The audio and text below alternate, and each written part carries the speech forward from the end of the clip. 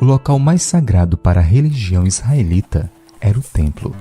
Este local misterioso é rodeado de uma história cheia de voltas e viravoltas.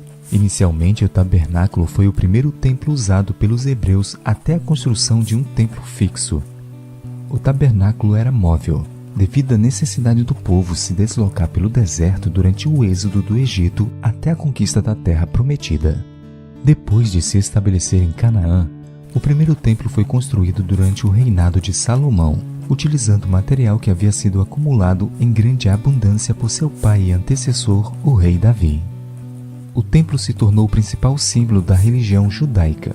Entre os diversos motivos estava a localização no qual o mesmo havia sido construído.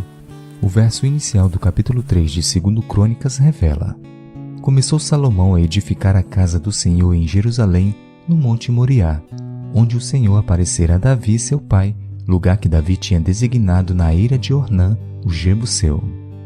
Esta é a única passagem da Bíblia que identifica o Monte do Templo como Monte Moriá.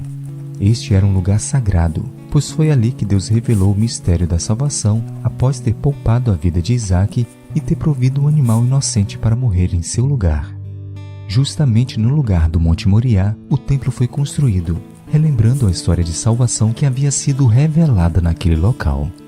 Porém, o primeiro templo acabou por ser totalmente incendiado e destruído por Nabucodonosor II, que levou todos os seus tesouros para a Babilônia.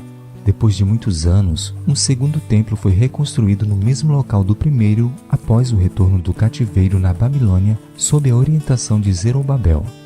Porém, o segundo templo foi destruído no ano 70, período no qual houve a diáspora, termo que se refere ao espalhamento do povo de Israel por vários países do mundo. Vagando sem pátria por vários continentes, após a Segunda Guerra Mundial, os israelitas decidiram voltar para Jerusalém. Este foi o movimento denominado de sionismo. Porém, Jerusalém estava ocupada pelos árabes. E exatamente no Monte Moriá, onde o templo israelita havia sido edificado, foi construída uma mesquita árabe chamada Domo da Rocha. Uma intensa guerra ainda é travada até nossos dias entre judeus e árabes para definir quem deveria ter controle do monte do templo.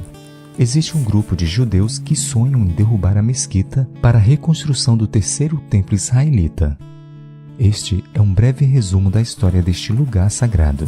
Porém, mais importante do que a localização geográfica do templo é a mensagem transmitida através dele de que o inocente Filho de Deus morreu no Monte do Calvário para dar a salvação a todos os que aceitarem, independente da nacionalidade, sexo ou classe social.